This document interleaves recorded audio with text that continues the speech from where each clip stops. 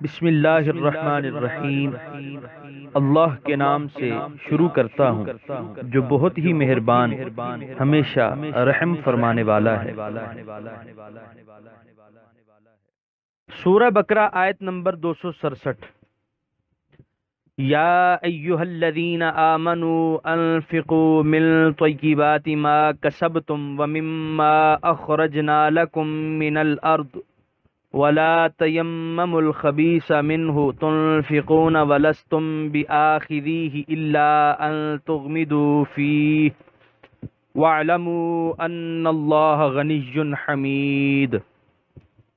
ترجمہ: اے ایمان والو، خرچ کیا کرو عمدہ چیزوں سے جو تم نے کمائی ہیں، اور اس سے جو نکالا ہے ہم نے تمہارے لیے زمین سے، اور نہ ارادہ کرو ردی چیز کا اپنی کمائی سے کہ تم اسے خرچ کرو، حالانکہ اگر تمہیں کوئی ردی چیز دے تو تم نہ لو اسے بجز اس کے کہ چشم پوشی کر لو اس میں، اور خوب جان لو کہ اللہ تعالیٰ غنی ہے، ہر تعریف کے لائق ہے۔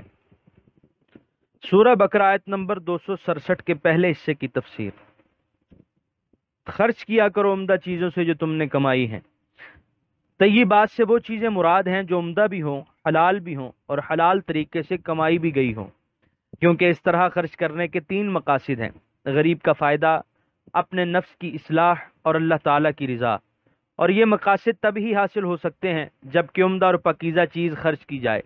اگر ردی چیز خرچ کی تو نہ غریب کو کچھ فائدہ پہنچا، نہ بخل کی آلودگی سے نفس کی صفائی ہوئی، اور اللہ تعالیٰ کی رضا کا تو سوال ہی پیدا نہیں ہوتا، کیونکہ وہ ذات جو اپنے بہتر سے بہتر انعامات کی تم پر بارش فرما رہی ہے، جب اس کے نام پر دینے کا وقت آیا تو سب سے نکارہ چیز تم نے اس کی راہ میں دے دی، تو وہ کیوں کر تم سے راضی ہوگا۔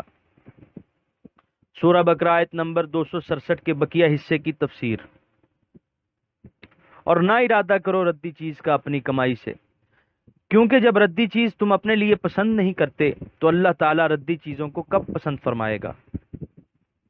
سورہ بقرہ آیت نمبر 268۔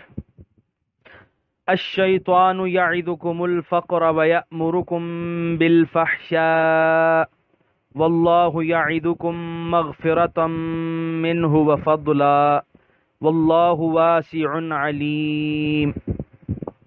ترجمہ: شیطان ڈراتا ہے تمہیں تنگ دستی سے اور حکم کرتا ہے تم کو بے حیائی کا، اور اللہ تعالیٰ وعدہ فرماتا ہے تم سے اپنی بخشش کا اور فضل و کرم کا، اور اللہ تعالیٰ بڑی وسعت والا، سب کچھ جاننے والا ہے۔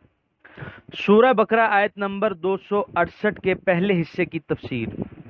شیطان ڈراتا ہے تمہیں۔ شیطان طرح طرح کے وسوسے ڈال کر راہ خدا میں خرچ کرنے سے روکتا ہے۔ وہ کہتا ہے کہ اگر یہ خرچ کر دیا تو خود کیا کھاؤ گے، بچوں کا پیٹ کیسے بھرو گے، در در کی بھیک مانگنے کی ذلت اٹھانی پڑے گی، اور بخل کو کفایت شیاری، دور اندیشی وغیرہ کے رنگین عنوانوں سے پیش کرتا ہے۔ یہ چیز غور طلب ہے کہ قرآن نے بخل کو فحشاء، سخت بے حیائی کے لفظ سے تعبیر کیا، اور یہ ہے بھی حقیقت کہ اس سے بڑھ کر بے حیائی کی بات کیا ہو سکتی ہے کہ انسان خود عیش کر رہا ہو۔ سورہ بقرہ آیت نمبر 268 کے بقیہ حصے کی تفسیر۔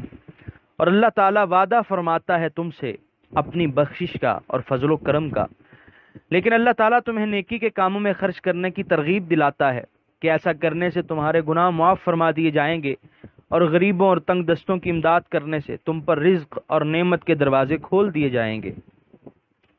سورہ بقرہ آیت نمبر 269۔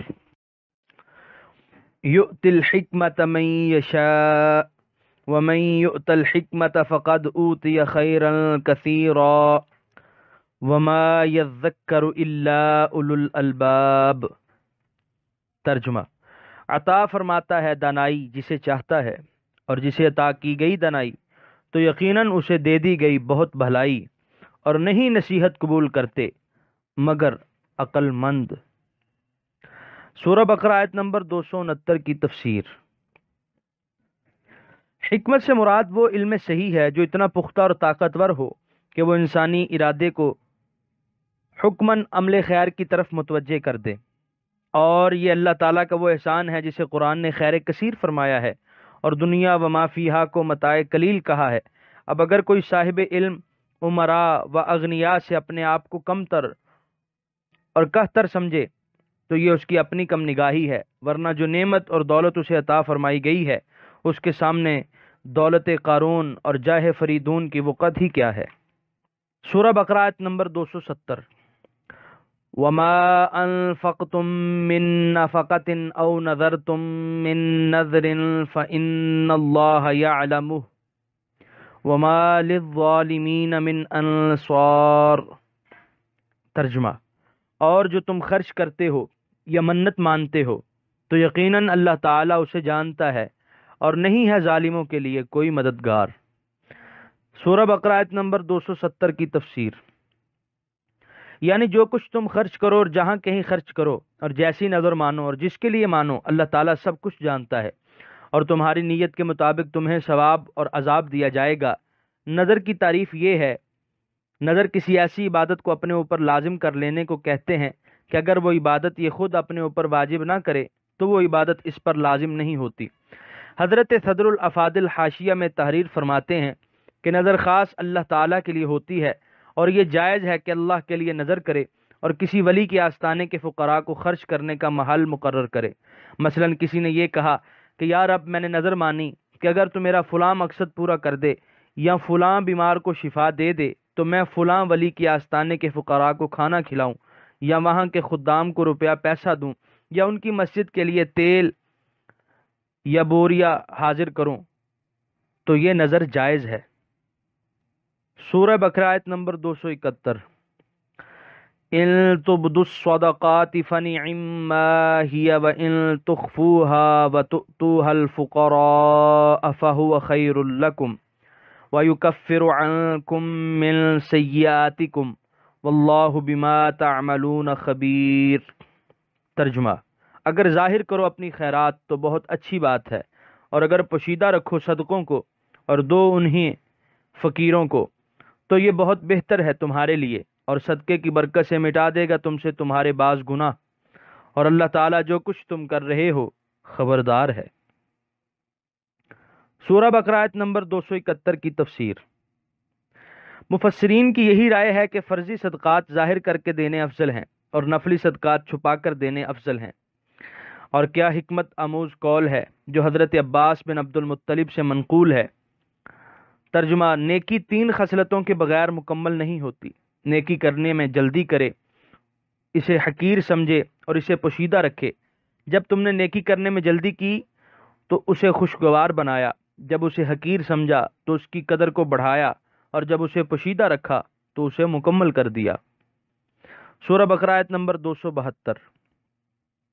لیس علیک ھداھم ولکن اللہ یہدی من یشاء وما تنفقوا من خیر فلانفسکم وما تنفقون الا ابتغاء وجہ اللہ وما تنفقوا من خیر یوفى الیکم وانتم لا تظلمون۔ ترجمہ، نہیں ہے آپ کے ذمے ان کو سیدھی راہ پر چلانا، ہاں اللہ سیدھی راہ پر چلاتا ہے جسے چاہتا ہے، اور جو کچھ تم خرچ کرو اپنے مال سے تو اس میں تمہارا اپنا فائدہ ہے، اور تم تو خرچ ہی نہیں کرتے ہو سوائے اللہ کی رضا طلبی کے، اور جتنا کچھ تم خرچ کرو گے اپنے مال سے پورا ادا کر دیا جائے گا تمہیں، اور تم پر ظلم نہیں کیا جائے گا۔ سورہ بقرہ آیت نمبر 272 کی تفسیر۔ انصار کے کئی رشتہ دار اسلام نہیں لائے تھے اور انصار ان کی امداد کرنا چاہتے تھے، لیکن اس خیال سے نہ کرتے کہ وہ مسلمان نہیں، اور خود حضور کریم صلی اللہ علیہ وسلم نے بھی مسلمانوں کو حکم دیا کہ وہ مسلمان فقراء کو ہی اپنے صدقات دیا کریں۔ اس آیت کریمہ سے حکم ملا کہ نہیں، ان کے کفر کی وجہ سے ان کو بھوکا مرتے دیکھتے رہنا آپ کی رحمت کے خلاف ہے۔ چنانچہ اس کے بعد مسلمان غیر مسلموں کو بھی صدقات دینے لگے، لیکن خیال رہے کہ یہ نفلی صدقات و خیرات کا حکم ہے۔